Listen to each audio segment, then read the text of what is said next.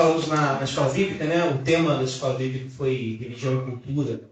E dentro do que falamos, a gente falou sobre a imagem de Deus que a gente constrói a partir da nossa própria lente cultural. E a gente falou também como o texto bíblico, muitas vezes, ele apresenta uma certa imagem de Deus. Estou distante de vocês, uma imagem de Deus que não corresponde àquela imagem que Jesus apresentou para a gente. Então a gente vê lá, muitas vezes, o nome de Deus sendo utilizado para justificar atos de violência ou estados de violência. Falamos aqui sobre o Salmo 109, né? Que é aquela beleza de salmo na qual o salmista pede basicamente a Deus para matar o outro sujeito, né, que está importunando ele. Essa leitura, certamente, é uma leitura legítima enquanto a experiência de alguém sobre Deus. Mas a gente sempre precisa se perguntar se essa leitura condiz com a imagem que Deus que é revelada de Deus em Jesus de Nazaré. Porque, para a nossa perspectiva de fé, Jesus é, como falamos aqui, no próprio texto bíblico, a plenitude do próprio Deus. E Hebreus fala isso. Em Jesus habita corporalmente a plenitude de Deus. De tal maneira que, como falamos aqui tantas vezes, olhar para Jesus é olhar para Deus. Por isso que quando lá os discípulos pedem, Senhor, mostra-nos o Pai, isso nos basta. O que Jesus fala? Eu estou há tanto tempo com vocês não conhecem o Pai? Quem me vê o Pai. Bem? Estou falando isso porque na história do judaísmo houve muitas expectativas vinculadas ao próprio Messias que se traduziam em leituras de Deus muito incorretas, se a gente leva em consideração Jesus de Nazaré. Era um Messias violento, Messias misógino, Messias destruidor, Messias que, segundo a tradição judaica, viria para armar a população e com isso gerar revolta contra o Império Romano, que era estrangeiro. Era o Messias que era expresso num salmo apócrifo, chamado Salmo de Salomão, que dizia, ó Senhor, destrói os estrangeiros que habitam Jerusalém e que a sujam com seus pés. Torna Jerusalém pura novamente. E nessa história, a perspectiva judaica anunciava que se o Messias viesse, ele iria exterminar todos os não-judeus. Então, iriam exterminar gregos, samaritanos, romanos, todo mundo que não era judeu ia entrar nesse pacote, nessa confusão. Só que será que é assim mesmo? A gente tem que pensar se essa imagem de Jesus está correta, né? Do Messias está correta. Os discípulos também não se furtaram a isso muitas vezes. Tem momento da história do Evangelho, logo após a ressurreição de Jesus, que os discípulos perguntam a Jesus, Senhor, é agora que o Senhor vai restaurar o reino de Israel? Essa pergunta o momento é agora, né? Ou seja, a gente vai pegar em armas agora? Antes mesmo da ressurreição, lembra do Getsemane? Jesus é preso. O que Pedro faz? Puxa a espada, corta lá a orelha. Ele era certamente ruim de mira, porque ele mirou o pescoço, certamente cortou a orelha do servo lá do sacerdote. E aí Jesus dá uma bronca em Pedro. O que Jesus fala? Você lembra da passagem? O que ele diz? É isso aí que você está pensando. Ele diz, mede a espada na bainha, Pedro. Porque quem usa a espada morrerá pela espada. Porque a resposta da violência não é a resposta que eu quero. É o que Jesus teria dito lá a Pedro. O caminho é esse. Ou você não acha, Pedro, que eu poderia orar ao Pai e o Pai me enviaria aqui uma legião de anjos para me libertar. É uma escolha minha esse caminho. Aliás, ele estava no Getsemane. Getsemane ficava na fronteira do deserto. Jesus podia ter fugido se quisesse. Ele não quer ser conhecido como Messias militarizado, armado até os dentes. E ainda curou. E ainda curou a orelha de mal. Eu tenho para mim que naquele momento ali, Pedro se sentiu muito frustrado. Não dá mais para seguir esse discípulo. Não dá. Mas tendo isso em mente que eu falei até agora, quero que você abra a sua Bíblia, por favor. Lá no capítulo 9 de Lucas. Não. Lucas 9. Lucas 9.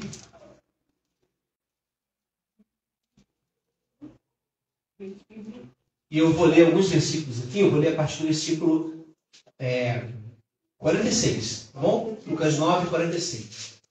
Todo mundo lá? Amém. O som tá bom. Para vocês verem. Não sei, a Ana falou que tá com um pouco de eco, mas não sei se é o microfone, tentei mexer ali, mas não... Tá. Tá com eco? Sem fita aí, não Estão me ouvindo agora? Agora.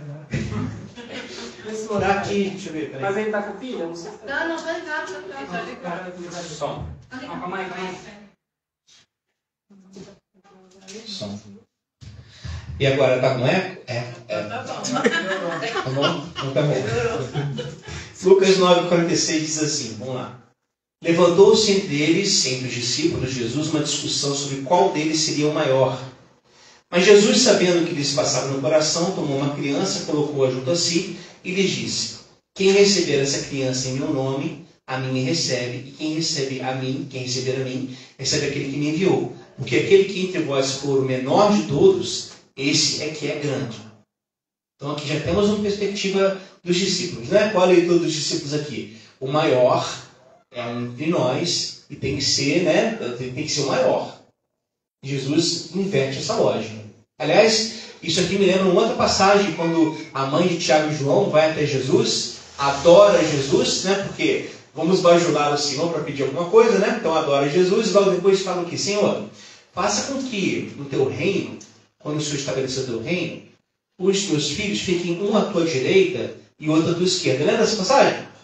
Basicamente o que ele está pensando aqui? Jesus vai ser o novo imperador, e aí ministro A e ministro B são os meus filhos. E aí surge uma briga entre os discípulos de Jesus, por causa disso. Mas a briga não é causada porque eles estão indignados com a fala da mãe dos discípulos. A briga, na verdade, é causada pelo seguinte: ora, se Jesus está lá como imperador, e Tiago fica à direita, e João fica à esquerda, para nós só sobra onde? Embaixo. E isso eu não quero. E aí eles vão discutir também quem é o maior, e Jesus vai ter que corrigir eles mais uma vez, dizendo: não é assim que funciona entre vocês. Vocês sabem o seguinte, que nas cidades, os príncipes mandam, e as pessoas obedecem. Manda quem pode, obedece quem tem juízo. Mas entre vós não será assim, porque vocês são todos irmãos e irmãs. E quem quer ser o maior, seja o menor. Então aqui já é um espírito que está na cabeça dos discípulos, a ser o maior entre todos. Continuando, versículo 49. Falou João e disse: mestre, vimos certo homem que em teu nome expelia demônios e o proibimos, porque não segue conosco. Mas Jesus lhe disse: não proibais, pois quem não é contra vós, outros, é por vós. Aqui temos um outro passo, um outro degrau nessa prática e nessa mentalidade de intolerância. O passo anterior é a ideia de quem é maior entre os outros. Porque se eu sou maior, eu posso mandar. Aí Jesus corrige isso. Aqui temos um outro degrau nessa escada da intolerância, que é o seguinte: quem não pensa exatamente como nós, só pode ser do diabo, do mal, tem que ser destruído. Então está proibindo quem não nos segue. Pode seguir o Senhor, porque eles falam no teu nome, mas não nos segue, então a gente proíbe. Percebe o que está acontecendo aqui? Os discípulos se apresentando como parâmetro absoluto de procedimento para dizer o seguinte: olha, quem não é como a gente é, quem não pensa como a gente pensa, esse pessoal não merece, não pode falar. Aí o que Jesus faz? De novo, né? Eu sempre vejo Jesus nesses momentos. Sabe o que Paulo fez? Né? Tapa na cara, o próprio. Eu vejo Jesus muito fazendo isso com os discípulos. Ele faz assim. Ele respira fundo, conta até 10, talvez, ou até 12 para 12 de Israel. E aí vai lá para os discípulos e diz para eles o seguinte: não é assim. Não funciona desse jeito. Não proíba essas pessoas só porque elas pensam diferente de vocês, porque elas não são iguais a vocês. Porque quem não é contra vocês é por vocês. Ele está te ofendendo, o jeito dele ser está te ofendendo diretamente, está atacando a sua vida? Não, então deixa. Porque essa vida vai dar contas a Deus. Ele mesmo é Deus. Você não tem nada a ver com a vida dos outros nesse sentido. Entende aqui? Como é que a gente pode ampliar isso para outras discussões? Questões que relacionam a todas as lógicas, né? De espiritualidade, de religião, de cultura, como falamos aqui na EBD, de sexualidade. Está tudo aqui envolvido. Mas aí chegamos a um texto que eu queria, agora parar um pouquinho para pensar. Versículo 51. Diz assim: aconteceu que, ao se completarem os dias em que devia ser ele assunto ao céu, manifestou no semblante a intrépida resolução de ir para Jerusalém. E enviou mensageiros que o antecedessem. Indo eles, entraram numa aldeia de samaritanos para lhe preparar pousada. Mas os samaritanos não o receberam, porque o aspecto dele, o aspecto de Jesus, era de quem decisivamente ia para Jerusalém. Vendo isto, os discípulos Tiago e João perguntaram: Senhor, queres que mandemos descer fogo do céu para os consumir? Jesus, porém, voltando, os repreendeu e disse: Vós não sabeis de que espírito sois, pois o Filho do Homem não veio para destruir as almas dos homens, mas para salvá-las. E seguiram para outra aldeia. Olha só, gente. Há uma rivalidade entre judeus e samaritanos. Já histórica. Judeus não suportavam samaritanos, samaritanos não suportavam judeus. Tanto é assim que quando Jesus conversa com uma mulher samaritana, os discípulos ficam duplamente espantados. Primeiro porque é uma mulher e segundo porque é samaritana. A própria mulher fica, lembra? Quando Jesus começa a puxar assunto com ela, como é que você, sendo judeu, fala comigo que sou samaritano? Isso está errado. Então, essa rivalidade existe. E aí Jesus está querendo ir para Jerusalém e tem que passar por uma aldeia de samaritanos. Aí os samaritanos, percebendo que ele vai para Jerusalém, o que fazem? Nós não queremos você aqui. Rejeitam Jesus. E aí os discípulos se sentem na obrigação de defender Jesus. Mas como é que eles defendem Jesus? Eles querem fazer churrasco das pessoas. É isso, gente, está aqui no texto. Eles estão pedindo: Senhor, quer que a gente ore para que Deus mande fogo do céu para consumir essas pessoas? Essa imagem de um Deus que manda fogo do céu lembra lá no Antigo Testamento a experiência de Elias. Lembra do Monte Carmelo? Como é que é a história lá de Elias? Lembra? O ciclo de Elias, você pode olhar em 1 Reis 17, se não me engano, não é isso? É isso aí. Isso, né? Elias surge no cenário lá de Israel como um profeta de mau agouro, segundo o rei Acabe diz, né? Ave agourenta de Israel. E ele chega lá e diz: olha, não vai ter chuva na terra. E aí realmente não tem chuva, está seca. Aí Elias depois sai de lá, ele é sustentado por viúvas, ele é sustentado por corvos da beira do riacho. Lembra da passagem toda? E aí chega um momento em que Deus diz para Elias o seguinte: vai para Acabe e diz a Acabe o seguinte, essa é a minha mensagem: eu vou mandar chuva sobre a terra. Esta é a mensagem. Não outra, esta. Ele manda chuva sobre a terra. Elias vai. E quando ele encontra Acabe, o que Elias faz? Lembra? Ele diz essa mensagem? Não. O que ele faz? Ele cria uma disputa entre Baal e Yahvé. Uma disputa entre Baal e Deus. Ele cria lá, chama os profetas de Baal, e aí vão lá 450 profetas de Baal, na verdade depois tem mais 400, que surgem lá no Monte Carmelo, e aí faz todo um sacrifício para o Deus que responder por fogo, esse será o mesmo Deus. Olha o que ele está fazendo. Ele está reduzindo Deus ao nível de Baal. Quem responde por fogo é o verdadeiro Deus. E ele mata 450 pessoas naquele momento. Deus não mandou fazer isso? Não. Isso é coisa do profeta, da cabeça de Elias. E aí, tanto é assim que depois ele sai, vai para a caverna, e Deus tem que mostrar para ele de novo como que é que Deus age, que não é naquela lógica violenta. Mas aqui é o mesmo espírito dos discípulos de Jesus aqui. Eles querem descer fogo do céu para matar aquelas pessoas. Porque aquelas pessoas rejeitaram Jesus. E se rejeitaram Jesus, rejeitaram a gente, e a gente que é defensor de Jesus, nós que somos advogados de Jesus, a gente precisa se apresentar para defender Jesus dessas acusações. Tadinho de Jesus. Ele precisa de uma defesa pública, né? Está sendo, né? O seu nome está sendo usado e citado por aí, está sendo rejeitado pelas pessoas, então vamos defendê-lo. Mas a defesa aqui é uma destruição do outro. É um ataque. E aí Jesus diz para ele o seguinte: vocês não têm ideia de que espírito vocês são. Vocês não compreenderam ainda qual é a vibe aqui do Evangelho. Vocês estão numa outra perspectiva. Vocês ainda estão vinculados àquela noção de um Messias que veio para destruir os outros. Mas Jesus diria para os discípulos: eu não sou assim. Então, vocês precisam aprender que o Filho do Homem não veio para destruir as pessoas. Ele veio para salvá-las.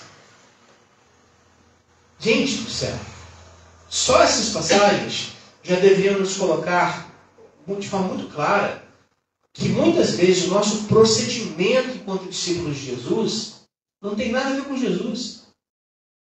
Tem a ver com os nossos próprios interesses egoístas, mesquinhos, nosso interesse de ser conhecido como defensor de Deus. Mas não tem nada a ver com Jesus. A gente quer o que quer lançar fogo na cabeça dos outros. A gente quer porque quer lançar os outros no inferno. Se o inferno não existisse, a gente criaria um só para jogar as pessoas que a gente não gosta lá. Isso é muito doentio. Isso revela um traço de uma religiosidade distante da lógica do Evangelho. Distante de Jesus. Porque o procedimento de Jesus não é esse. Não é esse procedimento violento contra o outro. Ao contrário, ele é a favor do outro. E justamente porque é a favor do outro, torna este outro alvo da misericórdia divina. É um Deus acolhedor porque é santo. E não um Deus repelente porque é santo. Deus é santo, santo, santo. Amém? Deus é santo. Mas a santidade de Deus não faz com que ele seja um Deus que repugna as pessoas, deixa as pessoas de lado, separa. Ao contrário, é um Deus que é santo, santo, que habita no santo lugar, mas também habita com convite de coração. Também habita com a gente. E aí Jesus vai mostrando na sua própria missão de que essa lógica dos discípulos aqui, ela não é correta. Porque se essa lógica fosse correta, Jesus não teria acolhido à sua mesa as pessoas que ele acolheu. Amém? Nós somos discípulos de Jesus. Discípulos de discípulos. Amém? Discípulo, já dizia lá o provérbio oriental, é aquele que anda carregado da poeira das sandálias do seu mestre. Porque ele anda tão próximo do mestre, que o mestre, ao andar pelas ruas empoeiradas, levantava poeira, e a poeira cobria o discípulo. O discípulo é alguém tão próximo do mestre, que olhar para o discípulo é enxergar também o mestre. É assim que tem que ser. As pessoas olhando para a gente têm que enxergar quem? Jesus. No nosso próximo procedimento. Na nossa própria forma de ser, de pensar, de agir, de falar. Nós não podemos ser conhecidos como esses discípulos aqui do fogo, da destruição. Amém? Nosso chamado é outro, gente. Numa realidade brasileira tão plural como a gente está vivendo, como a gente vive hoje, numa realidade tão violenta como a gente vive hoje, tão violenta, é lamentável ver as notícias sobre atentados em escolas, sobre mortes em escolas, fruto de uma lógica de violência implementada no país durante anos. Tudo isso, gente, não pode caber na boca dos discípulos de Jesus. Responder violência com violência não é o caminho. Não é. O apóstolo Paulo diz, não responda ao mal com o mal, mas responda ao mal com o bem. A prática do bem. Aí sim já vai estar fazendo uma diferença nessa lógica toda que está vivendo no nosso país. Amém? A igreja serve para isso, tá? Serve para exemplificar Jesus. Então, nessas três formas aqui, né? A ideia de querer ser maior, ser mais conhecido, ter mais mídia, ter mais, enfim, poder sobre os outros. Jesus olha e diz assim, não, vocês devem ser como crianças. Criança no mundo antigo era a pessoa não contada. Era um não indivíduo. Era alguém nem levado em consideração. É assim que você tem que ser. Mas é exatamente assim. Por quê? Porque vocês não são chamados para buscar poder.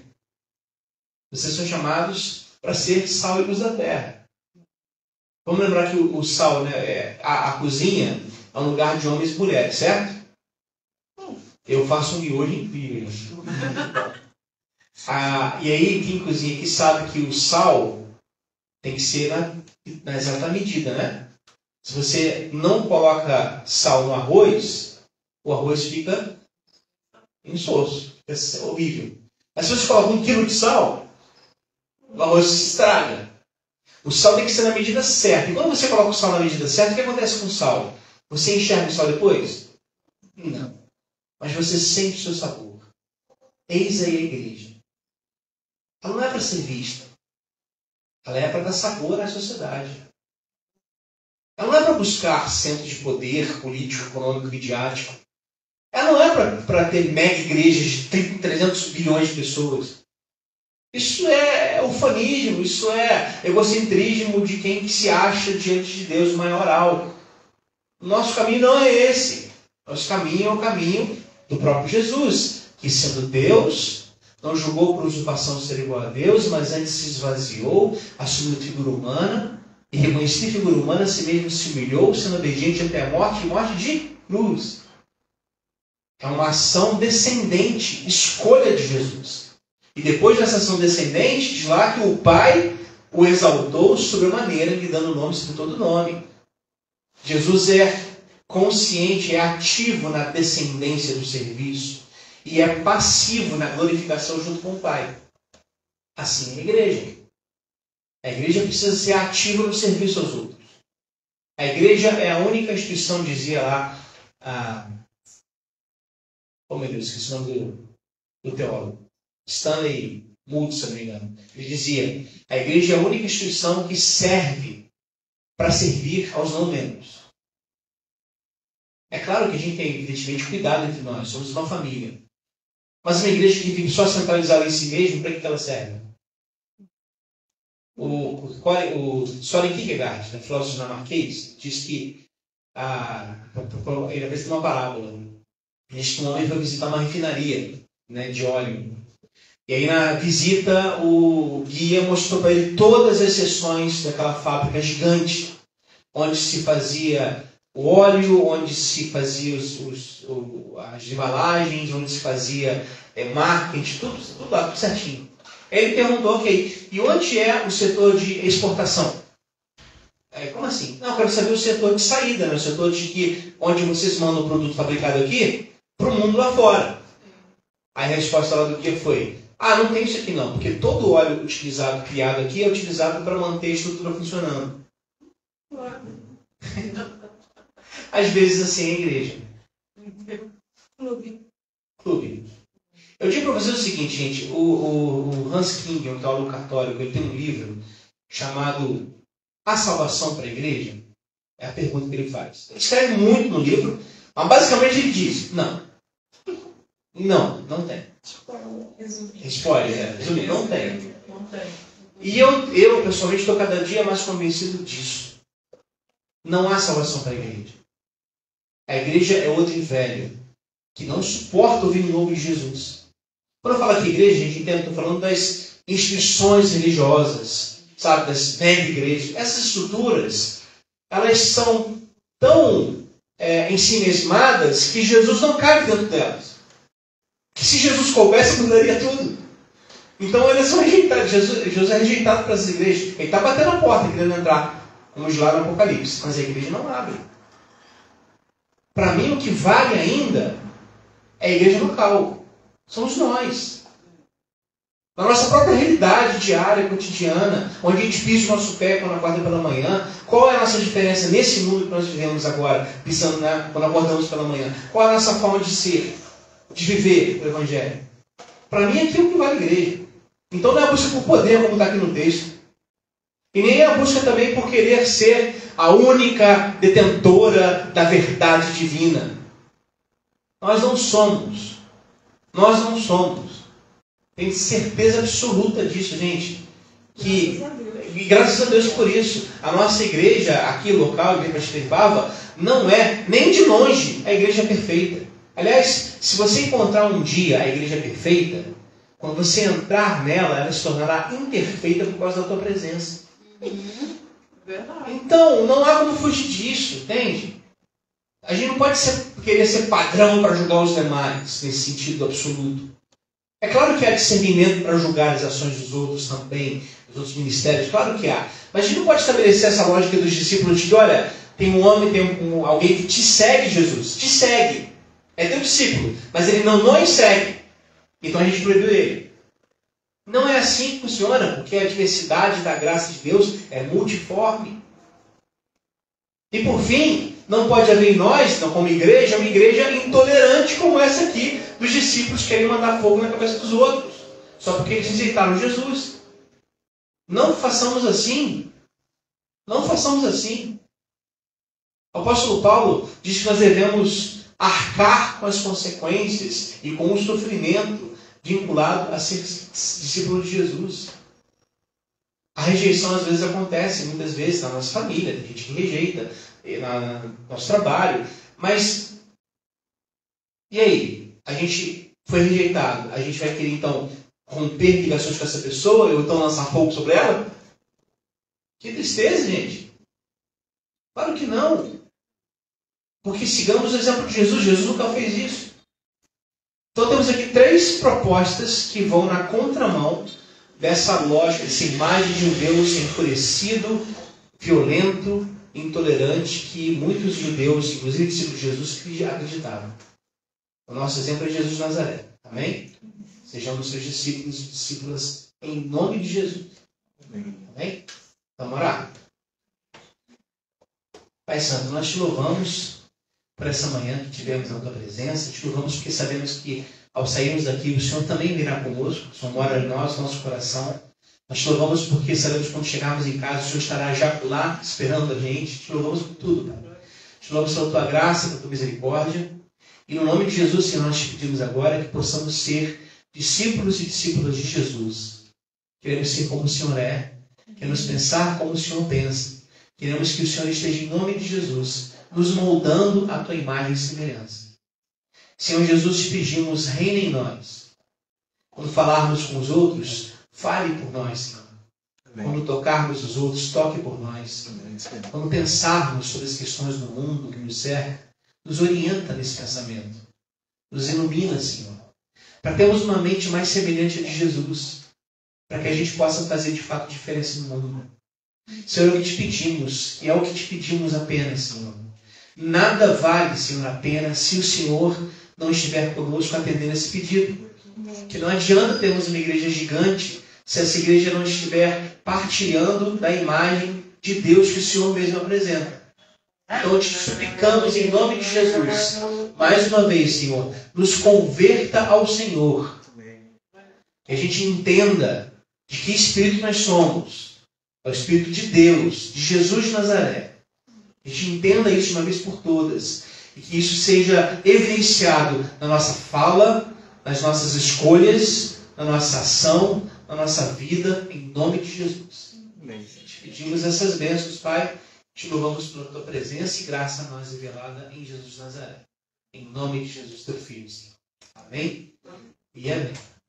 E que a graça de Jesus, que o amor de Deus, que o consolo do Espírito Santo, seja com todos em nome de Jesus. Amém. E amém.